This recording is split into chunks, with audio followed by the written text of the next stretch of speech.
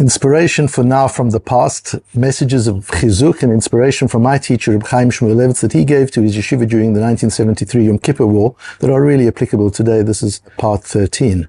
And in this piece, Reb Chaim Shmulevitz talks about a medrash in Shmuel where there were 4 kings who all asked God to help them.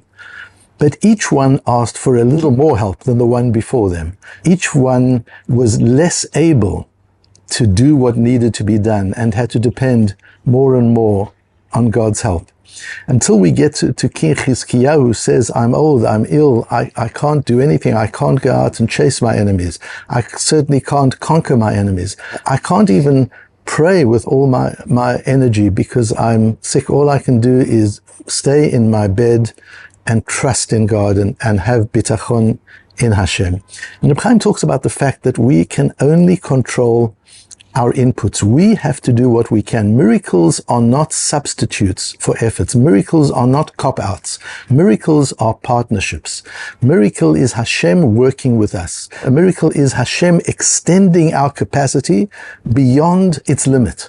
When we've reached the limit of our capacity, the miracle takes over and extends. The metaphor is like the miraculous staff of Moshe that he held in his hand and did miracles with.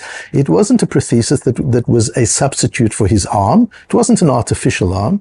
He had to stretch out his arm to its fullest extent, and the stick could then extend even further. That's what a miracle does. It extends even further when we've done everything we can. We can control and we can invest input. We have no control over the output. We do not know what the outcome will be from our efforts. We can just be careful and mindful in every situation to do what's right, to do the best that we can, to excel in what we're doing, to have the right attitude and for it to come from the correct inner place, from the best inner place. And then we've got to leave it to God in terms of what the outcome is. And so Reb Chaim Shmulevitz said, like in the case of Chizkiyahu, that's the case that we were in those dark days of the Yom Kippur War, where he said to the people I'm took to, there's nothing that you can do. You're not on the border. You're not fighting, but you can trust in Hashem and daven to Hashem. You can do your bit. And with all the other insights that we've learned from Reb Chaim Shmulevitz, doing your bit, being close to it, helping wherever you can in whatever way you can, giving encouragement in whatever way you can. Of course, that's part of it. But at the very least, strengthen God's hands, as we learned. Bitachon is an energy. Faith in God is an energy. It's not an emotion. Introducing that energy into the situation, giving God, so to say, even more power through the trust and the faith that we have in Him. That is the piece that we can do.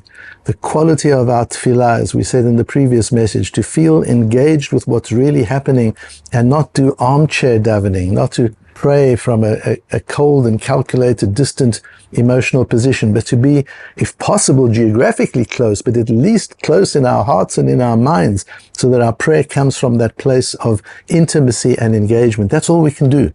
We can do our best in the way we daven. We can do our best in the way we trust in Hashem and have faith in Hashem. And then we have to, as part of trust, sit back and leave it to God to finish the job.